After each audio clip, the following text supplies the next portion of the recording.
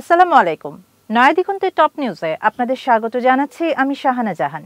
আজকে টপ নিউজের শিরোনাম, রাজনীতিতে ঐক্যের অভাব, জুলাই আন্দোলনের দ্বিতীয় ধাপে বাংলাদেশ।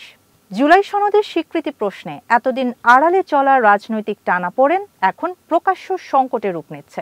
বিশ্লেষকদের মতে দেরিতে নেওয়া সিদ্ধান্ত, রাজনৈতিক দলগুলোর অভ্যন্তরীণ হিসাব নিকাশ এবং আড়ালের আগ্রাসন সব মিলিয়ে পুরো নির্বাচন প্রক্রিয়া আরও জটিল হয়ে উঠেছে।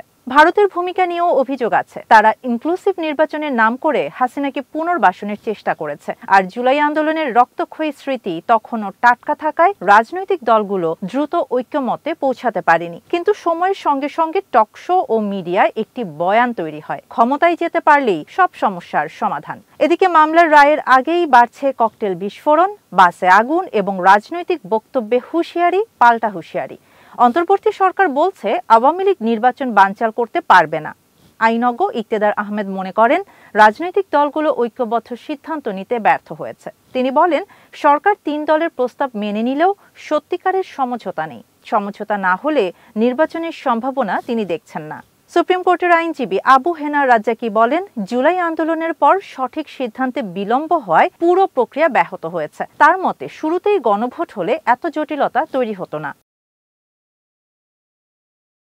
আরও বিতর্ক তৈরি করেছে একই দিনে গণভোট ও জাতীয় নির্বাচন আয়োজন। 4টি প্রশ্নে ভোটারকে হ্যাঁ বা না একমুখী সিদ্ধান্তে ব্যাখ্যা করার বিষয়টিকে অনেকেই অসাংবিধানিক বলছেন।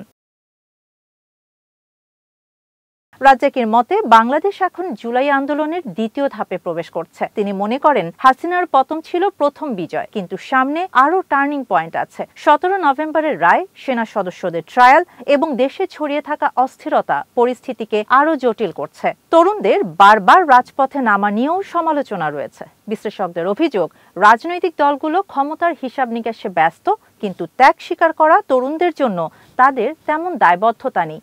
জুলাই সনদের আইনি ভিত্তি ঠেলে রাখা হচ্ছে, কিন্তু সিট ভাগাভাগির কথা শোনা যাচ্ছে প্রকাশ্যে। বিশ্লেষকরা বলছেন 45টির মতো রাজনৈতিক দল থাকলেও মাত্র 3টির সঙ্গে আলোচনা করে যে সিদ্ধান্তে পৌঁছেছে সরকার, তা নিয়ে প্রশ্ন থেকেই যাচ্ছে। পশ্চিমা দেশগুলো আবারও বলছে নির্বাচন হতে হবে ইনক্লুসিভ, নইলে আন্তর্জাতিক স্বীকৃতি ঝুঁকির মুখে পড়বে।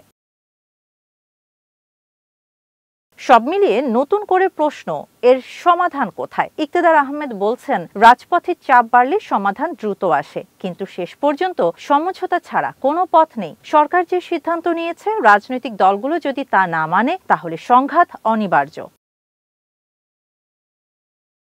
বাংলাদেশের সামনে এখন বড় প্রশ্ন, জুলাই সনদের আইনি স্বীকৃতি, গণভোট আর অন্তর্ভুক্তিমূলক নির্বাচন সবকিছুর সমন্বয়ে কি রাজনৈতিক স্থিতি ফেরানো সম্ভব, নাকি দেশ আবারও নতুন সংকটের দিকে এগোচ্ছে?